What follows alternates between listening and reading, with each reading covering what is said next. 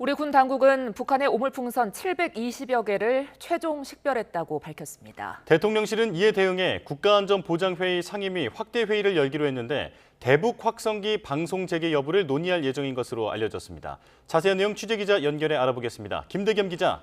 네, 정치부입니다. 북한의 오물풍선 살포 이틀에 걸쳐서 이루어졌는데요.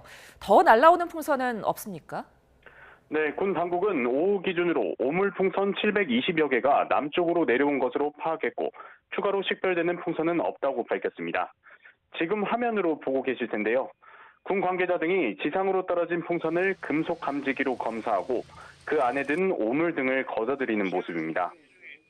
풍선을 발견하는 즉시 우리 군과 경찰이 이를 걷어들이고 있는데 혹시 모를 위험에 대비해 일부는 흰색 방역복을 입은 채로 작업을 이어가고 있습니다.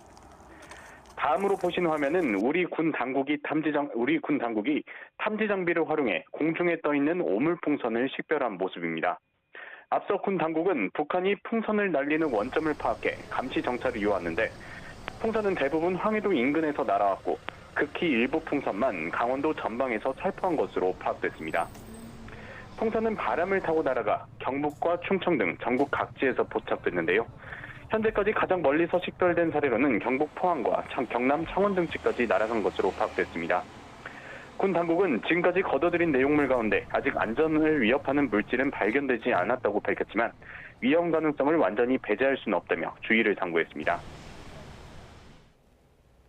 네, 대통령실은 오물풍선에 대응해서 국가안전보장회의 상임위 확대회의를 소집했죠.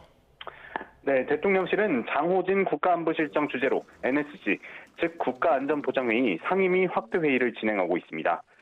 북한의 오물풍선에 대응하기 위해 NSC가 가동되는 건 이번이 처음입니다.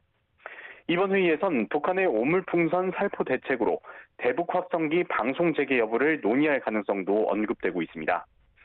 대북 확성기 방송은 지난 2004년 노무현 정부 당시에 남북 군사 합의를 통해 중단됐다가 2010년 천안함 피격과 2015년 지뢰 도발, 2016년 4차 핵실험 대응 조치로 일시적으로 재개되기도 했습니다.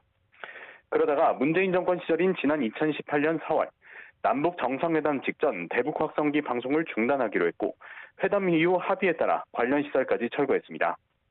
하지만 6년여 만인 지난달 27일 북한이 군사정찰 위성 발사로 도발을 시작한 데 이어 오물풍선을 살포하고 초대형 방사포를 무더기로 발사하는 등 연이어 도발하면서 재개 가능성이 언급되고 있는 겁니다.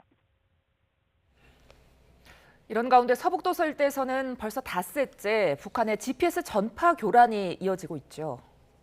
네, 우선 영상으로 한번 보시겠습니다. 오늘 오전 YTN 백령도 통신원인 김진수 씨가 제공한 영상인데요.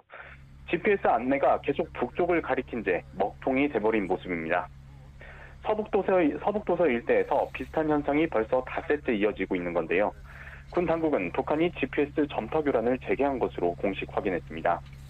민간 GPS보다 더 높은 저항력이 설계된 군용 GPS의 경우에는 별다른 영향이 없을 거로 보이지만 며칠째 이어지고 있는 북한 공격에 우리 어선이나 여객선 피해는 만만치 않을 것으로 보입니다.